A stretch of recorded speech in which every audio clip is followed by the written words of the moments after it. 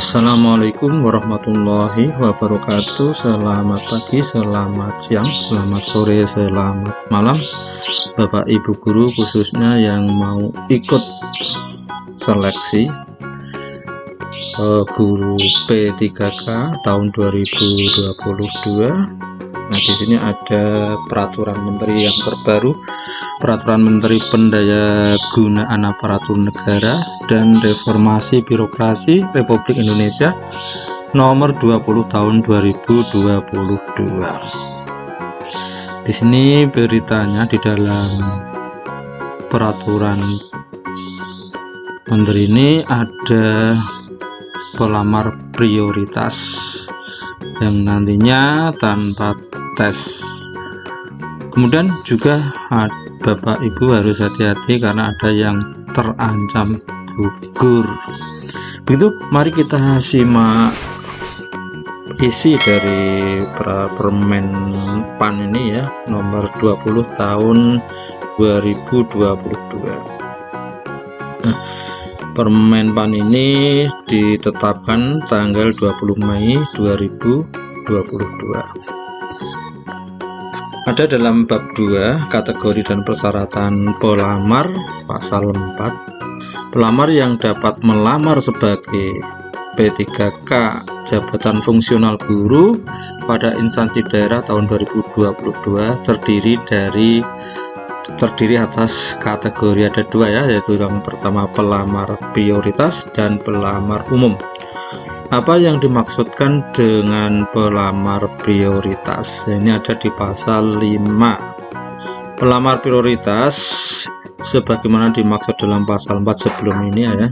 Huruf A terdiri atas ada pelamar prioritas 1, prioritas 2, dan prioritas 3.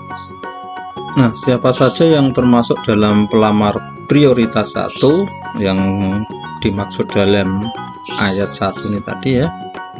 Yang pertama adalah tenaga honorer X kategori 2 yang memenuhi nilai ambang batas pada seleksi P3K tahun 2021. Kemudian yang kedua, guru non ASN yang memenuhi nilai ambang batas pada seleksi tahun kemarin. Kemudian lulusan PPG yang memenuhi nilai ambang batas tahun kemarin, dan yang keempat adalah guru swasta yang memenuhi nilai ambang batas seleksi P3K tahun kemarin. Jadi intinya ini adalah yang kemarin sudah memenuhi nilai ambang batas. Ini akan diprioritaskan pertama ya, tanpa tes. Yang digunakan adalah hasil nilai seleksi yang kemarin. Nah, dalam pengangkatannya nanti adalah berdasarkan urutan ini Bapak Ibu ya, berdasarkan urutan A, B, C, D. Ini tertuang dalam pasal 37 dalam permen PAN ini ya. Nah, ini ada urutannya. Pemenuhan kebutuhan bagi pelamar sebagai dimaksud pada ayat berlaku urutan. Nah, ini urutan. Jika ini tidak ada, maka B yang akan naik, demikian seterusnya sampai ke bawah. Jika ini tidak ada semuanya, maka akan dilanjutkan ke prioritas yang kedua. Apa prioritas yang kedua itu? Yaitu tenaga honorer kategori 2 kalau masih ada ya. Dan jika ini tidak ada, maka prioritas ketiga yang akan naik, yang akan diangkat, yaitu apa? Guru non ASN di sekolah negeri yang terdaftar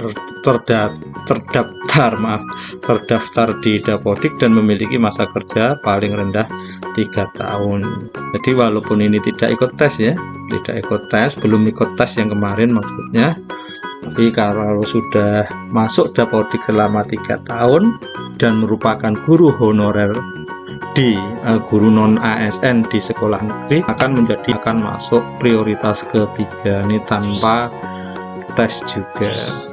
Kemudian ini Bapak Ibu, ini adalah ini pelamar yang bisa gugur ya, yang dinyatakan gugur. Yang pertama ya, lebih dari satu instansi, dia melamar lebih dari satu instansi atau satu jenis jabatan atau jenis jalur kebutuhan P3K lebih dari itu, lebih dari satu, maka dia akan gugur, atau menggunakan dua nomor identitas kependudukan yang berbeda, ini juga dinyatakan gugur. Itu Bapak Ibu.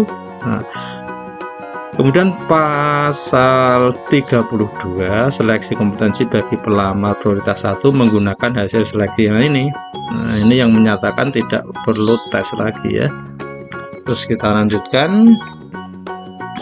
Bagi pelamar kompeten prioritas 2 dan prioritas 3 dilakukan dengan menilai kesesuaian. Nah, ini yang belum mengikuti seleksi tahun 2021 ya.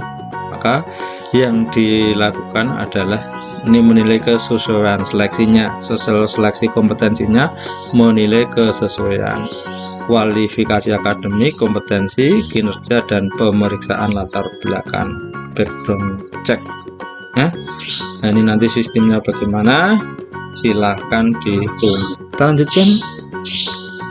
Nah, ini pelamar prioritas wajib mendaftar pada sekolah tempat bertugas sepanjang tersedia kebutuhan. Kalau tidak ada, maka bisa melamar di sekolah yang lain.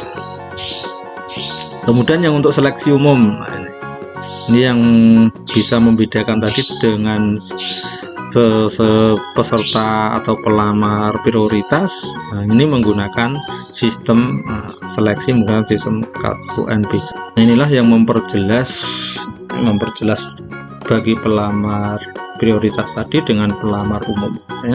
Bedanya di sini tertulis jelas di pasal 34. Demikian Bapak Ibu, kabar gembira penerimaan P3K Jabatan Fungsional Guru tahun 2022. Mohon maaf jika ada pemahaman saya yang keliru.